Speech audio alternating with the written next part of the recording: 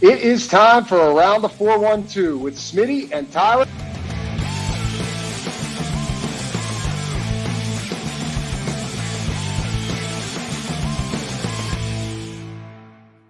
Welcome back to another episode of Around the 412. I am Tyler. With me, as always, is my co-host Smitty. Go follow us on all of our social medias at Around the 412. Also, go check us out on YouTube if you haven't already. If you're watching over there, hit that subscribe button. If you have not, hop over there, hit the subscribe. Leave a like on the videos. Hit that notification bell so you never miss a video. Also, go check out the description of the show. We've got year 7 of Rocking Around the 412.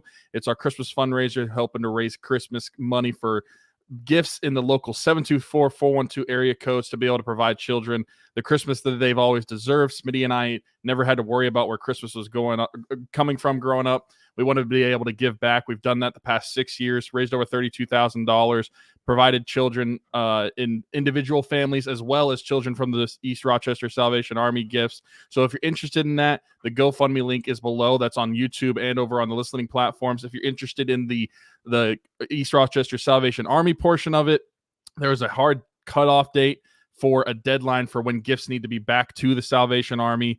For the kids on the Angel Tree, that is December 9th. So if you wanted to get involved with that, you have to get those back to Smitty or the Salvation Army by December 9th. But otherwise, our mission for the GoFundMe and the individual families will probably run like a week or so after that. So if you were interested in that, like I said, description from now until Christmas. And it's hard to believe that we are a little over a month away, close to a month and a half away from whenever this thing is wrapping up. It feels like it was just July 1st, and we kick it off every single year on July 1st. But it's coming fast. So if you're interested, get involved now. And please share the message because you never know who could see it. Yeah, you know what? Like, as we're sitting here right now, we haven't announced this yet, but I'm just looking at the calendar. So this will be the first time I put it out there, and then I'll put it out there on social media and stuff as well. December 14th, we'll make the cutoff date just because that's the end of the week. So it's a Saturday. I feel like that's a good stopping point. So Saturday, December 14th will be the last day to donate to the mission as a whole. Which gives me, 2-ish weeks before Christmas to get everybody the stuff that I have to for the families and stuff. So yeah, appreciate that. We've made some good headway since the last time that we talked in terms of donations and stuff, but obviously we want to keep doing that and keep ramping things up. Some prizes to talk about. We always do the tickets. Tyler gets a set of Penguins tickets, which we don't know what game or anything that's going to be yet, but that happens every year. An autographed jersey from our boy Pat Fryermuth. 2 Game Changers shirts of choice. Game Changer right in the corner right now above Tyler. They're a sponsor of the show. Appreciate them. 2 Around the 412 hoodies of choice. Not by the way, not one person. Literally 2 different separate people will get Game Changer shirts. 2 separate people will win a hoodie. I wear the circular design a lot, but there's all of our designs you can get on one of those. A James Daniels game worn visor. An autographed 16 by 20. Shout out to John Walker, actually. Yeah, I'm glad that you asked that because he's donating that. So he's sending that. That's cool. As well as this 16 by 20 that's autographed by, let me go look at the DM because he named everybody. I guess I could read it off here. This might take a while to get through all the names. Let me find the DM that he sent me. There are 21 names on this. It's players and front office personnel, maybe some coaches. Yeah, there's a couple coaches in here as well. So, all right, ready?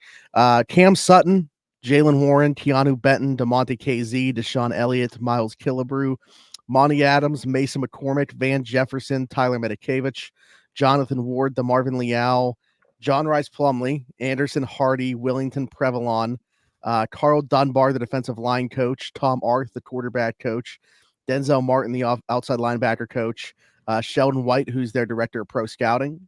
Honestly, not talked about enough within the organization, the work that he does. Eddie Faulkner, who's the running back coach, and then Andy Weidel. So 21 signatures on the 16 by 20, which is pretty crazy. Yeah, I'll post the picture of it. He sent me it and everything. It's literally just like that typical training camp shot, like the setting. And it's signed by these people in different spots on the picture. So it's pretty cool. So there's that for sure. And then probably a few other prizes will be thrown in as well. But yeah, be sure to check that out. The GoFundMe link directly down below. Every single penny donated goes directly to helping these families. And in return, you will have a shot at winning one of those prizes. Let's get into some football. Monday Night Football against the Giants took place for the Pittsburgh Steelers in their last game. They come out with a victory. I think we had to wait a little bit longer to know what the result was going to be than we would have anticipated. I had a lot of people coming up to me I ran into a few people at the game and they were like, "Hey, how do you think this one's going to go?" And I was like, hopefully we're chilling by the fourth quarter. And it turns into a bit of a laugher. That didn't take place. This was a hard fought battle for a lot of it. I mean, it was tied at halftime, which I don't think that a lot of people anticipated happening. We're going to dive into it from both sides of the ball, obviously, but Tyler, on our Steelers Saturday sit down, we talked about this matchup. And like I said, the first thing that I always kind of do is try to figure out the path to victory for the other team. Like, how could the Steelers potentially lose this one? Neither one of us necessarily saw that path for the Giants taking place, but for a lot of this game, it was in question. And why do you think that was? What were your initial thoughts?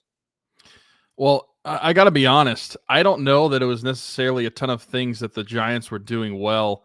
I just thought the Steelers weren't playing that great in the first half specifically. And there were a few things going against them, especially offensively, that I thought were making the game feel closer than it actually was. Like, you get a face mask call on a George Pickens touchdown with that gets called back. You get George Pickens himself not getting the second foot down. That's another touchdown called back.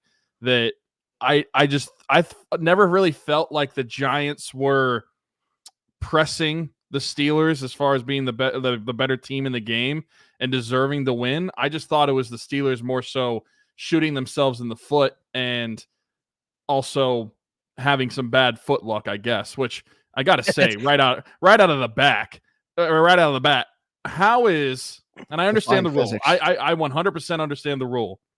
How is a shin counting as 2 feet, a knee counts as 2 feet, a butt, an elbow, but you tap your 1 foot twice? Not doing the same foot. And that is not the same as 2 feet. I mean, I'm not, I understand it. I 100% get that is the rule. That's something I would review if I'm the NFL. Because to me, when you really look at it, how does that make sense? That the other body parts count as 2 feet, but getting the same foot twice doesn't necessarily count. If I'm the NFL, I would consider looking at that. But in the grand scheme of things, like, I thought that the defense early on didn't look as sound as they did later in the game. And so I guess from that standpoint, if you want to say that the Giants were moving the ball better, obviously they were bad in the red zone. They didn't end up scoring a touchdown in the first half, but getting a few field goals. I thought that the Giants were moving the ball between the 20s better than I had anticipated, which is a little disappointing. Tyrone Tracy had a really good game on the ground overall. And I thought Darius Slayton, future Steeler, potentially, Darius Slayton, had a good game, was finding the open space. But offensively is where I felt like this game is really just the Steelers shooting themselves in the foot. And I don't think that the box score or the final score of the game necessarily showed how in control of the game the Steelers were for most of it. Yeah, to be honest with you, I came away from this game actually feeling better about the offense than I did the defense. The performance in this game. Not necessarily saying that's going to be the case every week or going forward or anything like that, but for the reasons that you said, whether it was a face mask penalty, whether it was George Pickens tapping the same foot, whether it was Van Jefferson not sitting down on that Russell Wilson throw where he kind of throws it behind him because he thinks he's going to sit down in that spot, but Van keeps going into the defender. There was just like little things in the red zone, but how easily they moved the ball was very impressive to me, because the Giants team, right? If you're looking at them and saying, do you think that we're going to have a tougher time with their offense or defense? I would have said the Steelers offense against the Giants defense is probably more of a threat when you look at what they have up front. And Dexter Lawrence certainly had his moments. So did Brian Burns. But that's not a bad secondary either that we talked about, although there's some injuries, and Deonte Banks got effectively benched in this one after Najee Harris hurdled him. But it's a pretty good safety duo. I think they got some linebackers that can play. So I don't think it's a, just toss away defense in the Giants that the Steelers really just move the ball with ease against, especially on the ground, what they were able to do. I mean, I thought Russ had a nice day. The box score didn't tell the full story there, but I thought Najee Harris had another great game in this one. I mean, he went into the half averaging 8 yards per carry. He was just dominant. And while the offensive line, I thought, had some moments or lapses, I should say, in terms of their pass protection, their run blocking was on point pretty much all game, including Ryan McCollum going against Dexter Lawrence. I thought he had some nice moments in the run game as well. Mason McCormick's got the cowboy collar type thing going on now as well, which I appreciate. It suits him perfectly. So yeah, I came away actually pretty encouraged by the Van Jefferson and Calvin Austin had their best days of the season, the complementary pieces of the passing game. I picked the wrong receiver to score 2 touchdowns. I could have gone with Calvin instead of Van. We'll talk about these guys a little bit later on because we can get into the wide receiver discussion because this is the last episode we're going to record before the trade deadline, obviously. So we should give some final thoughts ahead of that. But flipping it around to the defensive side of things, like when we talked about what was going to give the Steelers trouble in this one, we talked about Malik Neighbors, talked about Darius Slayton. I threw Tyrone Tracy as, a player to watch in this one. I wasn't saying that with the idea that he was going to rack up 150 total yards in this one and score a touchdown, but he had a day. I just felt like he was the type of back that could potentially give the Steelers problems because he's such a good athlete and he's like 6 foot 210. Like he's a bigger guy too. But the thing with him is he's only played running back 2 years. Like he's a converted wide receiver. Allen made the joke that he's a converted wide receiver, but it was at Iowa. So like, was it really a receiver? Because they don't know about the forward pass there yet. But he was playing receiver and you can see that athleticism pop and they can line him up. They can get the Steelers into lighter boxes. And that's what they were able to take advantage of. But the Steelers just didn't tackle well in the first half. I mean, when they were having guys rally to the ball, like Tyrone Tracy was just carrying guys down the field. And then one thing that the Steelers have done well all year that I thought the Giants got them a couple times on was, keeping the lid on things. But Darius Slayton got behind him a couple times. Malik Neighbors, I thought, let Daniel Jones down. As crazy as that sounds, he let Daniel Jones down a couple times with a couple of drops and not getting his feet in bounds on a touchdown. So this could have been a much different game for the defense, but they definitely, like they have all year, figured things out in the second half. Still pitching a shutout in terms of third quarter points allowed. They've scored 53. They've given up 0 in the third quarter. They're the best, obviously, in the league in that regard. So those second half adjustments have certainly paid off in that respect. I don't necessarily felt like the game was ever in doubt, but like the scoreboard obviously didn't necessarily agree with that notion. Yeah, for sure. Like I think specifically because of how well we were operating on offense, I never felt like the game was in doubt, and I don't think that it was evident by the box score or looking at the final score how in control of the game the Steelers actually were. Because realistically, this game should have been like the Steelers could have scored 40 if they get both of those touchdowns into the game, and so. That's where I look at it from that standpoint. That doesn't mean that the defense had a good game. I thought early on they were having trouble stopping the run. I thought that in a guy that we have praised so much this season, I thought the first half of Deshaun Elliott was pretty poor. There was one play specifically. Him and Dante Jackson, right? The two big free agents we've talked about. There was one play specifically where I thought about texting you and I forgot, but I remember Deshaun Elliott missing the tackle and the guy gets extra yards after contact. And I'm like, that is something that hasn't happened all season. Normally he's making that tackle. That was just, there were certain things in the first half that you haven't really seen from the Steelers overall. And it was mainly just like yardage being given up by the Steelers.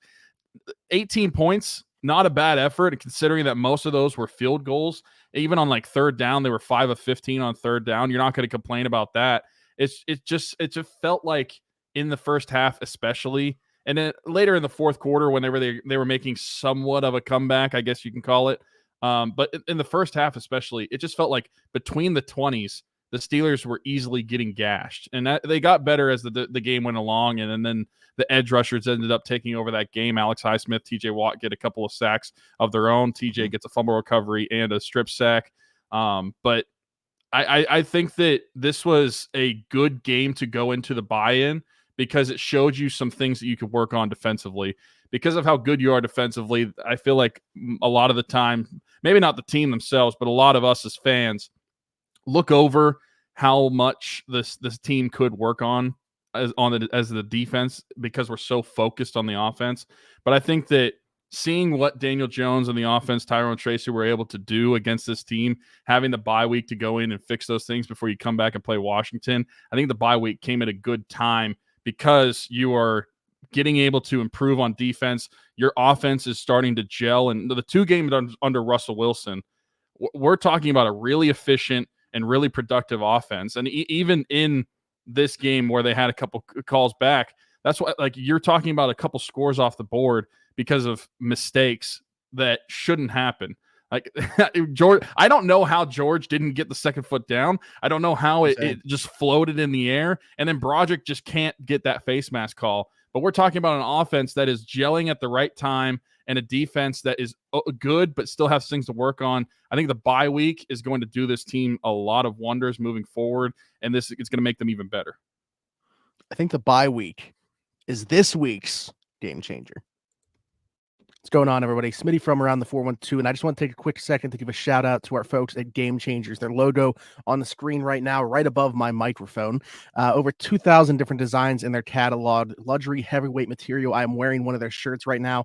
Best vintage t-shirts in the game. Head over to gamechanger.la or pick6.la to pick up some shirts. And guess what? Use code AT412. Save yourself $10 on your order every single time. Again, gamechanger.la or pick6.la.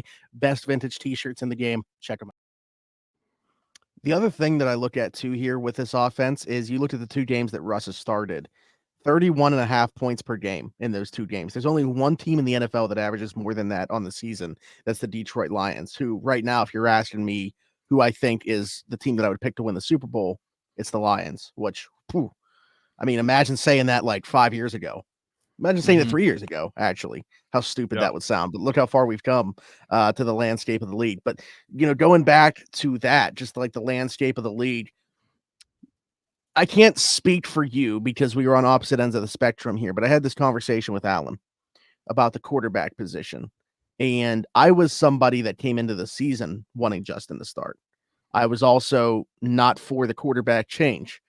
But I mean, I feel like we have to be fluid with our opinions. And I think anybody that's not willing to admit when they're wrong has no credence to what they say when they're right, because you got to be able to move on the fly. And, you know, as you get more information and things prove you're wrong, be able to say that that's the case. And I feel like Russell Wilson's play so far has certainly done that for me. And it also makes me take into consideration, you know, the future a little bit here, not necessarily long-term future, but in the short term, because you look at TJ Watt, not getting any younger, certainly deserves to have some playoff success. Cam Hayward, Minkah Fitzpatrick, like the core group of this team with where they're at right now. They made the right call. Obviously, it looks like with going to Russell Wilson. I'm of the mindset now where, and I'm typically against this idea of like trading just to make a trade, but I don't know how you don't do anything right now with what you've seen from this team through 8 games. They've shown you they're worth buying into. And I feel like they've shown, at least to me, because I felt like even coming into the season that they were a playoff team, but now to me, they look like a team that can compete even more so in the playoffs. Like I would have predicted before the season, they'll make the playoffs, probably be one and done. Now I feel like they're a team that can win a playoff game or two. Like, I don't know where you're at with that, but to me, they look more like a team now worth buying into than I would have said before the season. I agree with that. The switch to Russell Wilson, I got to give a hat tip to Tomlin. You and I both said we would have stuck with Fields at the time, but the switch was coming. We knew that was inevitable. That's true. We were the same there. We differed before the season, but we were the same. Before the season, I would have gone with Russ. You would have stuck with Justin. Going into game, what is that, 7, it would have been. We both agree that we would have just stuck with Justin the way it was.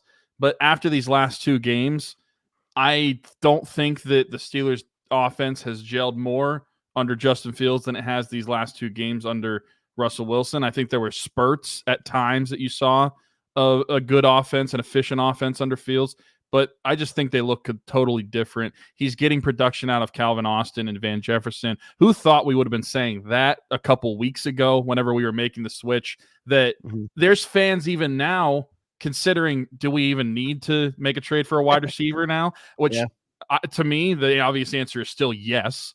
But the fact that fans are even bringing that up and bringing that into question shows you how much the needle has moved in the other direction since Russell Wilson has taken over as the starting quarterback. And when it comes to the future, I agree with you. And we've talked about this before when it comes to making trades.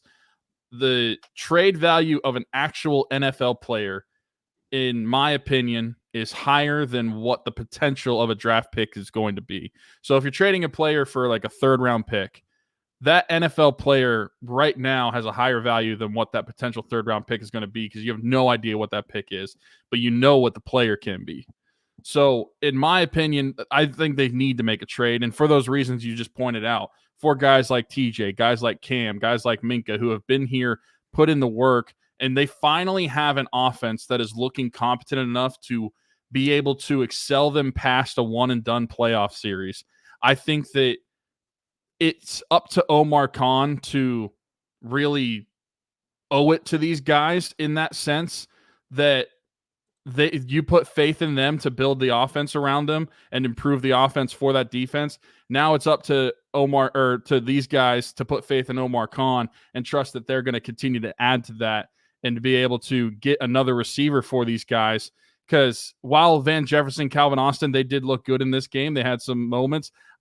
Adding another receiver would just be adding on top of what is going into the season and going into the last 2 weeks. We were calling one of the, if not the worst wide receiver room in football. Despite what we saw on Monday night, that opinion of mine has not changed. And I think that they owe it to the team to be able to do that and to provide that for them. I think that going into next week's trade deadline, you need to do that.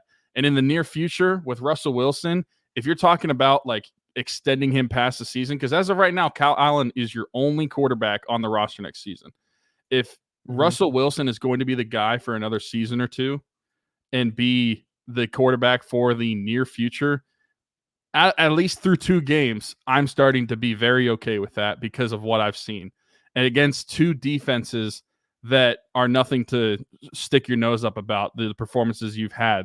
Despite what the teams overall are, both of those New York teams are pretty stout defensively most of the time. I think that is something that is encouraging for the season moving forward and encouraging for potentially past this season when it comes to making your decision at what you're going to do with quarterback. Yeah.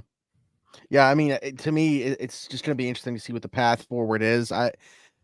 Man, the name that I just keep coming back to, and I don't know if they would trade him because they already traded Devontae Adams, but it's Jacoby Myers. And like, I know that, like, would you do a third for Jacoby Myers? Because I think that the difference to me between trading a third for a lot of different guys and trading a third for Jacoby Myers is that he does have next year under control. So like, you're not talking about a rental player like you would be, even in the case of like Darius Slayton, who I'm certainly interested in the team acquiring, or, you know, Mike Williams is a rental. Thielen is under contract next year, but he turns 35. Like, you know, Kendrick Bourne is out there. KJ Osborne's out there. Those are some of the names that we're talking about. But like a third, if I'm the Raiders, that starts to get very enticing, despite like maybe you don't want to trade Jacoby Myers, but you're not close. You don't even have like a quarterback that's like a young guy that you're trying to evaluate. So where are you at with that?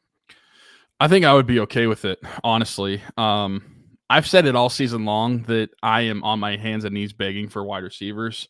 I like Jacoby Myers, and I think that he's a wide receiver that would fit well with what the Steelers are needing to open up their offense even more. And so I don't know what he's making next year on a contract, but I'm sure it's something that I would probably be – I can't imagine it's too much, but I'm sure it is something that I would be willing to pay a third for. And like I just mentioned, I value what these NFL players are right now when it comes to buying to improve your team over what your future is going to be with that potential third-round pick, because you never know what that guy's going to turn out to be. Jacoby Myers in 2025 has a base salary of $10.5 million. His cap hit is 14.9. So, I mean, it's a little higher than I would have expected, but it's not the worst. And I think that's something. I mean, he just signed it before the 2023 season. So, like, I think that's for what like wide receiver twos go for now. Yeah, that's true. That's a good point. And I think that you got to look at it from this standpoint. You're improving your team not just to get a better wide receiver. You're improving your team to put yourself over the top to compete for a Super Bowl. And I know that that's something that would seem foolish if we were talking about that in the preseason, like if we thought that they were Super Bowl contenders. But I think that when you look at the way the Steelers have played this season, specifically defensively all season long, and then you add on top of it what in 2 games they've been able to do under Russell Wilson, if after the bye week they go into Washington and that continues for the rest of the season, I'm not going to say that they're going to be competing with the Chiefs necessarily, but I think like what you said, you could be winning 1 to 2 games, and in the playoffs, 1 to 2 games, you find yourself in the AFC Championship. That's 1 game away from the Super Bowl. You never know what could happen. That's where you got to look at yourselves, because you are trading for something to put you over the top. And whether that's Jacoby Myers, whether that's Adam Thielen, that's what you got to look at for the future of this team, not where your 3rd round pick is going to be worth. 3rd round pick, that you can worry that in the offseason. That's an offseason issue if you don't have a 3rd round pick. For the 2024 season, your issue is what wide receivers you have in your room, and that's why I still think that they need to make a trade. Yeah, I will. We got to give credit, as we have, to Van Jefferson and Calvin Austin for this performance. But, one, you shouldn't put all your chips into one game and say, my mind has completely flipped because of this one performance.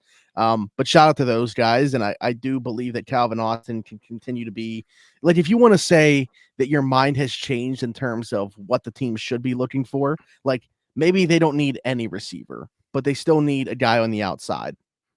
Like, if your mind has changed because of Calvin Austin's performance to a degree, I can get that for sure.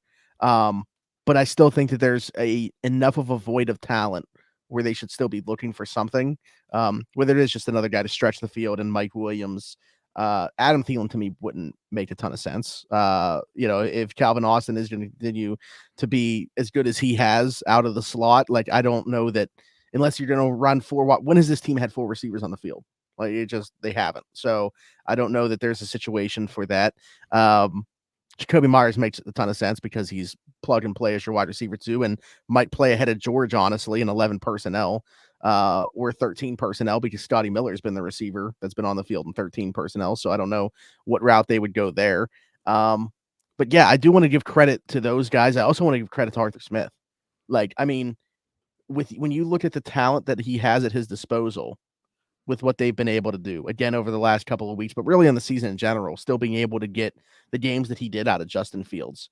And now that they're running the full complement here of the offense, what they've been able to do with a patchwork offensive line. Like, if you would have told me that we're going to lose Zach Frazier for a couple weeks after already having lost James Daniels and Troy Fautanu for the season, and you don't have your top swing guy in the interior in Nate Herbig, that's disasters. That sounds like a disaster. And they didn't have Sam Ola for the first 4 games. Like, that just sounds on the surface like, okay, this thing's going to go badly very quick. But it hasn't. So shout out to Pat Meyer for what he's done with the offensive line, sans Broderick. And shout out to Arthur Smith for what he's been able to do with this offense, because I've been very impressed. Yeah, I think that this offense has had a complete turnaround from what they were a year ago. I think that they're running the ball more effectively. I think the offensive line has taken the biggest step on the team. Like you said, sans Broderick, there's still the issues there. But I think from where we were a year ago to now, I don't think that either of us probably would have expected them to make as big of a leap, at least through 8 games, than what we saw a year ago. Like, we probably at this point in the season would have figured that we would still be struggling offensively, and the defense is what's carrying us to these wins if we were considering 6-2. But I'd say, like, for the past at least couple games, the offense has been not necessarily carrying the defense to the wins. Maybe they did in this one, but against the Jets, that was just a complimentary football game. I think that was more of this too. I think the Giants game was a complimentary football game. But like you said, against the Giants, the offense probably looked better than the defense did. So I don't think that at any point last year we could have said that the offense looked better than the defense. And I'm not sure that if you would have asked us in the preseason at the bye week, do we have a game where the offense looks better than the defense? I'm not sure either of us would have thought that, or anybody else for that matter. Yeah, no, absolutely. But, going back to, just the wide receivers as a whole, it's going to be interesting to see if they do add one, what happens from here. We know Roman Wilson's going to miss at least the next 4 games, was put on IR. At this point, just feels like a lost season. Just seems like a redshirt year. I know that they aren't rolling that, or they're not saying that that's the case. Zach Azzani said that they expect him to be back, and that he's, attacking rehab hard. And from like a mental rep standpoint, and in practice, what he's done, he's able to play all the spots now, which was interesting to hear. We'll see if that's actually the case. So they still, have plans for him and stuff, but again, like it's going to be interesting to see the bottom of the roster, what happens there. Like, because Van doesn't play special teams. So how does the roster shake out if you do add a receiver? Like, how do you think that domino effect takes place? I'm not entirely sure. Do you, because realistically, that's what Scotty Miller's here for. Calvin obviously plays special teams. He's on punt return, but Special teams player of the week. Special teams player of the week. Whether you add Jacoby Myers, Mike Williams, I don't think either of those guys are going to be playing any special teams. And so do you bring in like a sixth receiver and have like Brandon Johnson just to play special teams for you? Because I like between George Pickens, whoever you bring in, Van Jefferson, like you're not going to have those guys playing special teams. And then if your results is Scotty Miller and Calvin Austin are the only two that can play special teams, I just don't think that would work. So would the result be bringing up someone like Johnson to be just a special teams guy? I think they actually Scotty Miller loses his job on the 53, in my opinion. I think you'll see them work another receiver into 13 personnel. Again, hey, if they go out and get somebody that can at least block to some degree, like a Darius Slayton, like a Jacoby Myers, bigger bodied guy like Mike Williams that can play in 13 personnel, great. Because the thing with that is like Scotty Miller was a really good gunner, but what James Pierre has done for them since they brought him back, and then Terrell Edmonds, once they brought him back, they don't need him for that aspect. So yeah, that's true. I think that he's more what's the word I'm looking for? Expendable than he was at the beginning of the year with who was available at gunner. So I think Scotty Miller loses his job, and I think it would be George, trade acquisition, Calvin, Van. Is there somebody else? They might maybe Scotty would keep his job. Because they might. That's what I mean. We're only carrying 5 right now. Brandon Johnson was elevated, but it was his 3rd time. So if they can't elevate him again without signing to the 53, Scotty might keep that job, actually, now that I'm going through it in my head. Redacted. At least until... The last minute is redacted. Well, at least until... if Roman does come back off IR this year, like, it's going to be interesting to see if they make a decision there. But, yeah, for now, okay. So I'll say Scotty, because I don't think... Do they just want to let Brandon Johnson go, though? I don't know, man. That's tough. It's not going to be both of them, obviously. And I don't think it needs to be Scotty because of special teams. So it'll be interesting to see how that plays out. Regardless, one of them... You're not looking at Roman Wilson coming back until the Bengals game on December 1st? Probably, yeah. Because that would be 4 weeks away. Well, so this was the first one, right? They put him on IR before this game. Oh, was it before this game? So, okay. Yeah. So I guess it could be technically, you count the bye week. Does he ask me 4 games or 4 weeks? 4 games. 4 games? Okay, then it would be the Bengals game on December 1st. Okay. Yeah. All right. I mean, at that point, I feel like it's got to be what his development is, but you can't bank on that either. I think you probably have to go into this trade deadline and worry about the 53-man roster operating under the assumption that you're just not going to be having Roman Wilson this year. Because I don't think that you can make that decision without actually knowing what he's going to be until a month after the trade deadline. Right. Yeah, I mean, either way, one of those receivers that are currently playing in short order here won't make the cut. Smitty from around the 412 here, and while I may not have much hair, the hair that I do have will not be cut by anybody besides Keek at Keek's Barbershop. My friend Christian Circle, been with us since day one. Keek's Barbershop, located 401 Burkitch Way, Suite 2 in Beaver, PA. Download the app, The Cut. Book an appointment with Christian today, or you can do walk-in with Tony or Ashley. But again, Keek's Barbershop, 401 Burkitch Way, Suite 2 in Beaver, PA. Go check them out. Old school vibe in there. Absolutely love it. Cannot recommend them enough. Wouldn't go anywhere else. Maybe I'll see you there. So maybe that video is not going to be so out of date anymore. I saw you put up a question on X whether you should do Movember or no shave November. I am personally wanting you to do Movember just because I think it's such an iconic look of yours. As a Smitty fan, that's my favorite look. that you do. I'm trying to I'm gonna go back to the tweet now and see who said what. I think it was pretty split on what I should do. I know some people absolutely hate just the mustache. Well, I mean, I don't mind. I don't think And with those the way people the know what they're offense is talking about. playing, I think that with the way- if you made a calendar of you in a mustache and a sweater, I think that you would sell at least dozens of them. dozens. There are tens of us. There are dozens of us. Ross said mustache. Heather said both. So that'd be interesting if I just like switched up halfway through and went to the mustache. Zach said you can't grow a beard, dude. Eric said no shave. Jeff said just a mustache. Kyle said no shave. And I don't know how to pronounce this guy's name. Said just a mustache. So yeah, pretty split there in terms of it. Somebody said that there's a Manuary, which I've never heard of, is another month to do just a mustache. So I don't know, but I kind of want to give another shout out to Art with the way the offense is going. So I feel like that's kind of the way I'm leaning right now. So I'll definitely have the beard through. Oh, I guess just by the time this episode's coming out. through the day this episode's coming up. Happy Halloween, by the way. Yeah, happy Halloween. But on Friday I might go to just a mustache, depending on how I'm feeling when I wake up. We love it. So we'll see. But anyways, I don't know how we got on that. I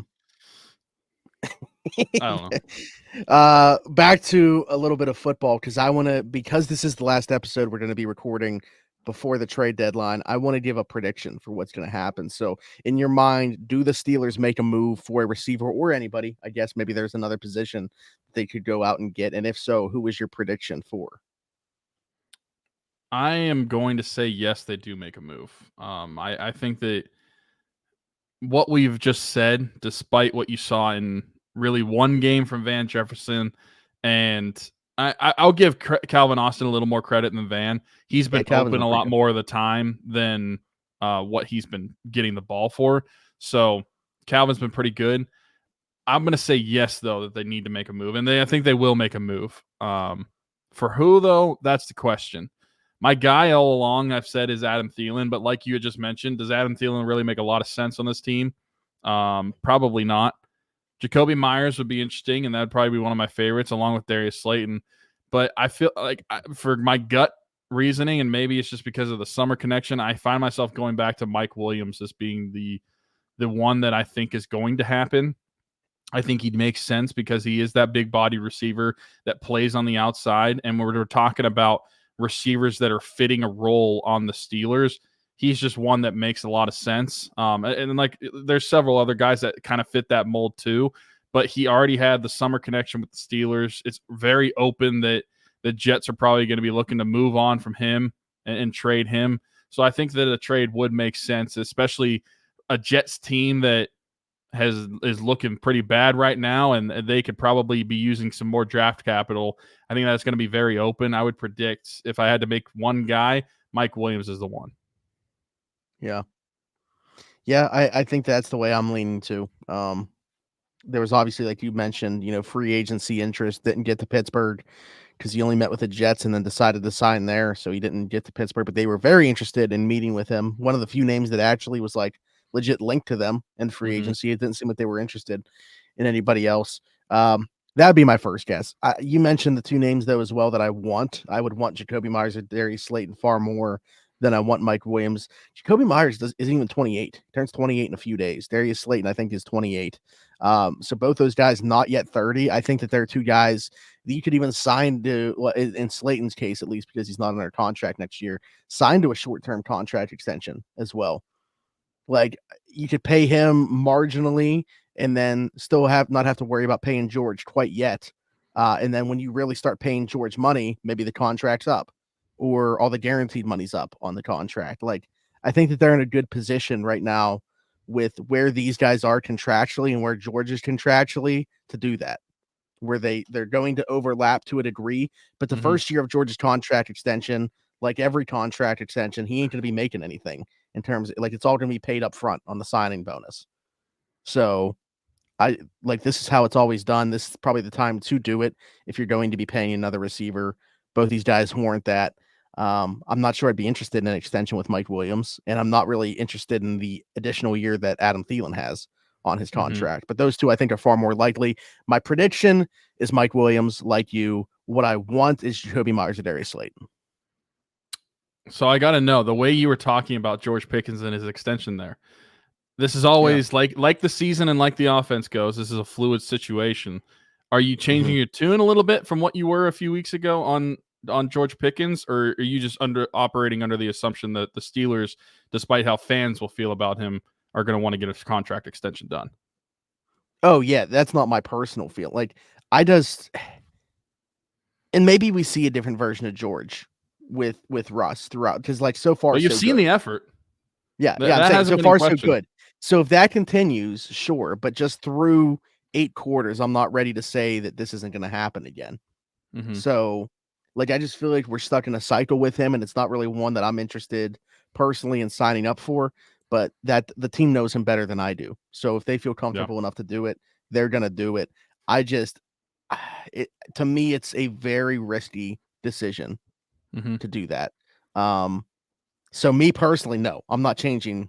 Okay, I just wanted to ask because I heard the verbiage and I heard how you were talking about it, and it sounded like a different. I think it's very possible that they do, but I mean for sure, 100%. And I think despite, and we've seen this from teams all around the league, the Steelers are one that typically doesn't fall into this category, but teams all around the league, if a guy is a head case, they will still give them the contract just based off the talent of that player.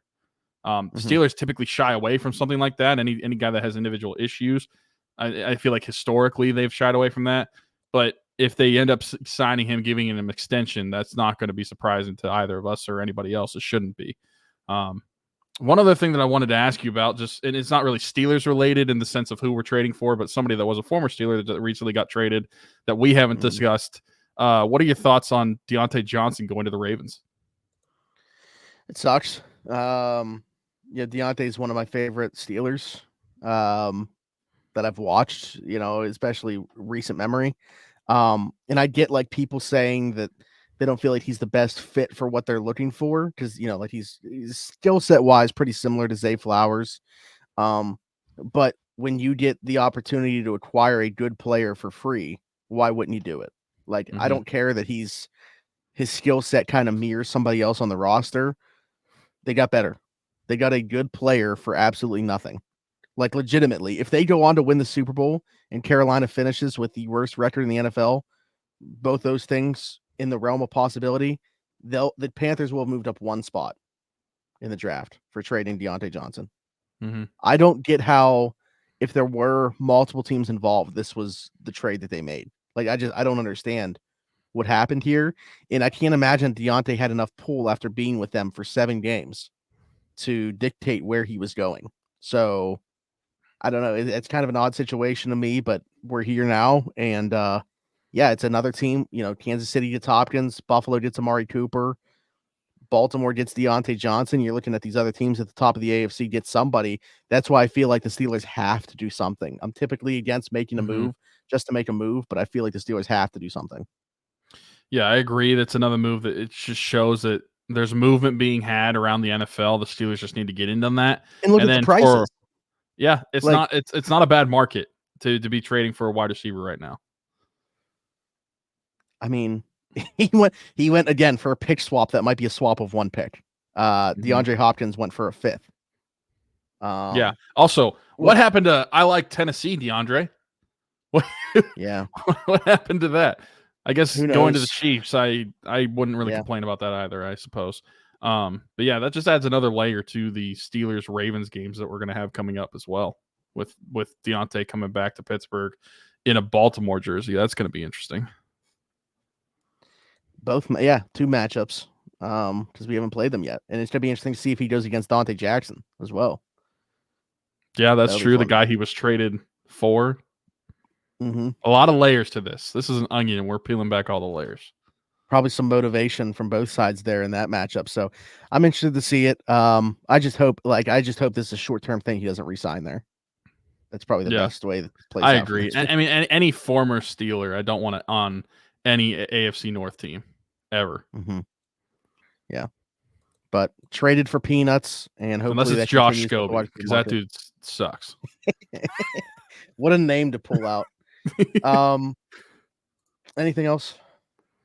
No. I'm as I mentioned on Steeler Saturday Sit Down, that Sundays where you don't have to stress about football, with specifically Steelers football, are nice.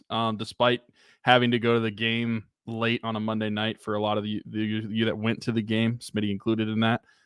We get it back-to-back weeks, and it sucks that we don't have to watch the Steelers, but the best part is they can't lose this week. So they get 2 weeks to prepare for Washington. And the rest of the division can lose this week, so you just get to hate watch. And the division play, no division team is playing each other, right? Because 2 weeks ago you had the Bengals playing the Browns, and the last week you had the Ravens playing the Browns. Shout out to the Browns, by the way. Shout out to Jameis Winston. What a guy. What a player.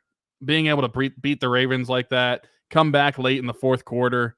I mean, I don't think that any of us would ever cheer for Cleveland, but in that sense, we wanted Cleveland to win, and he got the job done. Shout out to Jameis Winston. What a quirky, awesome dude. he is. So yeah, they play the Chargers this week. The Bengals have the Raiders, and the Ravens have a sneaky good Broncos team. Sneaky good. They're deep mid. Shout out to Nate. If you know, you know. The defense, dude. The Ravens are favored by 9.5 when both teams are at 5-3. So that shows Vegas still not the biggest hammering believers. The Broncos on that. It's their defense is so good. The Broncos, that is, where I can't imagine, but like I'm not a believer in their offense still. So like I think that I like them to cover that number, just because I think it's gonna be lower scoring than what Vegas clearly think it's gonna be. Is it in Denver? No, it's in Baltimore. Bengals favored by 7 at home against the Raiders, and then Chargers favored by 1.5 in Cleveland. Okay. Interesting. Well, hopefully all three teams could by the time you guys are going to be watching this or listening to this on Thursday Night Football is Texans Jets. The Jets losing that one, apparently, similarly to like last Thursday, how we were watching the Rams to see the Cooper Kupp situation. Apparently, if the Jets win or lose, that could be a big determining factor for the team trading Mike Williams. Man, imagine being the Jets right now. And last year at this point, you had a higher win percentage with Zach Wilson than you do Aaron Rodgers right now. It's true. That's tough, dude. I mean, there's been so many things wrong with that organization. Their franchise this year. sucks. Yeah, but like, why did they wait this long to get another kicker in there?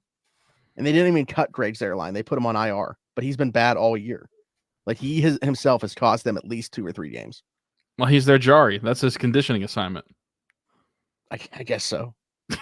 Must be. All right. So speaking of the Steelers Saturday sit down, which you just brought up a little bit ago, no game this week. So like we said last week, if the team does acquire a receiver before that, we will do a live stream just to kind of talk about the move and how we see that player fitting in. If not, we probably won't be here unless there's some other news type thing drops that we feel is worth talking about. I guess the last thing that we should mention, actually, before we get out of here, talked about the health maybe aspect of things and getting healthier.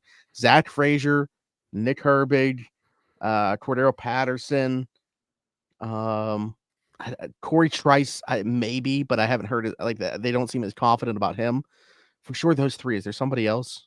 It's been Cam Sutton back from suspension.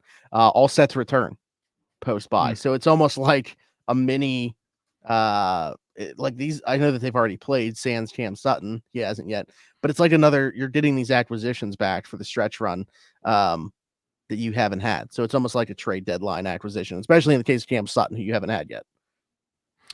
Yeah, and how much is Cam Sutton going to play right now, considering how Beanie Bishop has played recently in these past 2 games? East Rutherford, New Jersey, has nightmares of Beanie Bishop. Yeah, I do think that it's going to be interesting to see how they mix it up between the two, just because like I feel like you probably want Cam in there for, bigger bodied guys. So yeah, we'll see how they divvy up those reps. But Yeah, I think that's it. Be sure to check out the description of the show where we got, of course, year 7 of rocking around the 412. As Tyler mentioned at the beginning, every single penny goes directly to giving Christmas in the 724 and 412 area codes to kids that need it, that, deserve it. And Tyler and I had growing up. So it's about giving them that type of day, at least for one day. We also, the last 3 years, have partnered up with the East Rochester Salvation Army. They do their angel tree every year at Christmas. We started partnering up with them in the name of our late friend Dalton Keene to adopt kids off of that angel tree, as many as possible. So if you want to adopt a tag, if you want to donate money to allow us to adopt the tag, however you want to do it, if you want to be part of that aspect of things, hard cutoff date, December 9th, everything needs to be back to the Salvation Army. So whether that's you yourself taking it or making sure I have it, got to be back there by December 9th. And then December 14th, the hard cutoff date for the mission in general. So yeah, and then if you know of a family, please reach out to me. I got a couple that are in mind already. But if you want to, I don't know if putting on a list is the correct term to use there. But we can definitely keep you in consideration, nominate them, if you will. But again, we've been doing this for 7 years. We love doing it. It's our baby. And the entire idea is to make sure as many kids as possible have a Christmas like Tyler and I were fortunate enough to have. Also in the description, we got Game Changer link. Like I said, you save yourself $10 using code AT412 at gamechanger.la or pick6.la. Tons of Steeler designs, not a ton of Penguin designs yet. And honestly, with the way they're playing, maybe there won't be, but we'll talk about that. Go check out the Penguins episode this week. Some Pirates designs as well. And then, college football, music, TV, a bunch of different stuff that they do over there. Over 3,000 designs over at Game Changers. So be sure to check that out. And then Haley Wagner, Everything Custom Designs. I would rate it, but you know what? I'll just tell you about it. Need a custom t-shirt, hoodie, tumbler? Stop what you're doing. Don't go anywhere else. Check out the link in the description. Everything Custom Designs. Our friend Haley Wagner, small business. She can do all that for you. She even does around the 412 merch, t-shirts, hoodies, long sleeve tees, bunch of different stuff. I even got a tumbler from her as well. So go check out the link in the description. Goes directly to her Facebook page. All of her stuff can be found there. Again, Everything Custom Designs. Haley Wagner. She does great work. Can't recommend her enough. Go check it out. So there we go. Our shorts are at DC4L Customs as well. Haley has our hoodies, t-shirts, long sleeves, bunch of different stuff. Go check out her Facebook page. I had to put an order through her Facebook, so can definitely confirm that you can still do orders that way currently until she gets her website up. But yeah, I think we're good there. So other than that, like, subscribe, hit that notification bell, hit us in the comments with your thoughts on anything that we talked about today, what you think is going to happen at the trade deadline, or a question for a future episode, all that good stuff. Use a 5-star review and subscribe if you're listening somewhere else, whether it's Apple, Spotify, wherever your podcast from. Just search Around the 412 and you will find us there. Then follow us on everything at Around the 412. Everything besides Threads. Don't go over there and find us because I've even deleted it from the beta. Oh, did you? Because I know last week you said if I don't delete it, I'm going to buy everybody a hoodie. Yeah, so I deleted it immediately. Yeah, I deleted it immediately to make sure that didn't happen. But other than that, for Smitty, for Tyler, this has been the Around the 412 Steelers show. We'll talk to you next time. Bye-bye.